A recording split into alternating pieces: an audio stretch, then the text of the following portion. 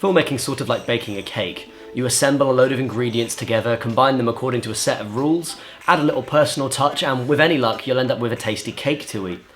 Terminator Genisys is what happens when you try to create a cake entirely with shit. You get a shit cake.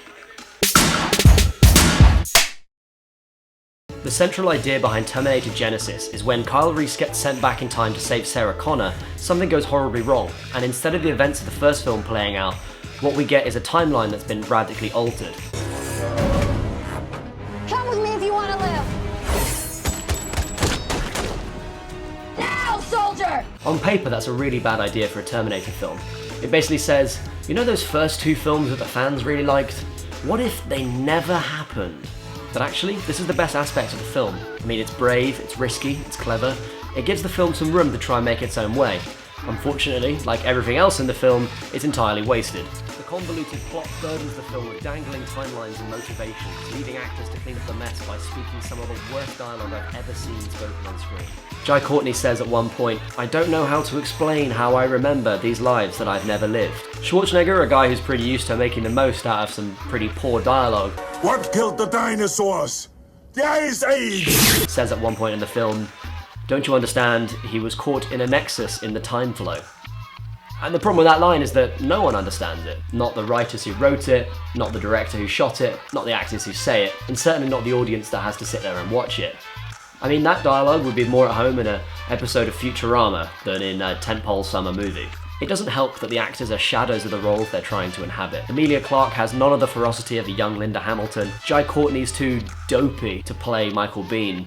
And most depressingly, Arnold is almost 70 years old now and he's beginning to show it. You can see the look in his eyes. He knows the film is funny for the wrong reasons, just like you, but he's being paid a buttload to do it. And after you've run a state, what else is there to do in an actor's life but enjoy being treated like the old guard? Genisys also suffers from the most modern of movie plagues, the planned sequel, or the shared cinematic universe, whatever you want to call it. I mean, at the end of the film you're left wondering, why is Matt Smith in such a tiny role? He gets about 5 minutes worth of screen time. And why are there so many dangling plot holes, you know? Like, who sent back this Terminator and who did that, who wiped whose memory?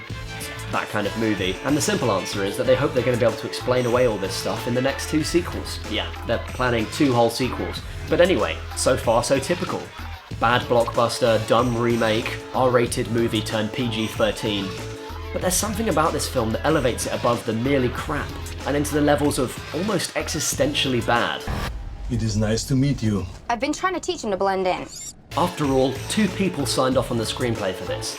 2 actual, living, breathing human beings. I mean, what do they think's going on in the world when people start flapping their gums and breathing at each other? They've managed to write a film that has 2 human leads and a robot, and somehow the humans sound more robotic than the actual robot and the plot that they've written. I fear for those people. I wonder what their lives are like. They must wander through a dark and frightening world where events are inexplicable, where actions aren't tied to motivations, and where nothing makes any sense.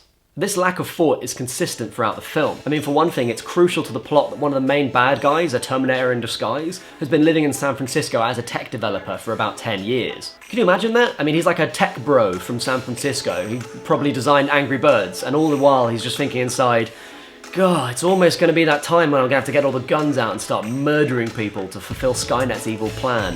But first of all, I have to go to this meeting and drink craft coffee. The director Alan Taylor is not immune to criticism here. Many of the set pieces are really muddily directed and it's hard to tell what's going on in them. And not only that, but his ultimate responsibility as a director, which is to guide the tone of the film overall, is obviously totally shot because otherwise he wouldn't have allowed so many indecipherable attempts at humour in the film. That said, I'm actually going to give him a free pass here. He made a little film called For the Dark World, and from that it's obvious that he just doesn't care. Overall, I had a lot of fun watching this, especially because I was watching it in a cinema. I mean, it really made that experience come alive. I sat there with a friend, getting a little bit drunk in the back row, and then there was one bit when Schwarzenegger says, "My files do not deal with love." And I could hear 3 or 4 beer cans opening in the audience immediately following that line. And that's when I realised that the audience had realised very early on, I mean that's 15 minutes in, that the movie was just fucked and we just had to let it go. It was the funniest film I've seen in the cinema for quite some time. But I did feel bad about it. When I was on the bus home, I was thinking about it and I thought, it wasn't the movie's fault. I mean, it was an interesting idea. It was an alternative take on a classic of science fiction action cinema, pulverised by the crushing lack of imagination endemic to Hollywood's top ranks. No one was in control here. No one's responsible. There is no bad guy. It's just a horrible accident of a film, a car crash, made by people desperately seeking power and control.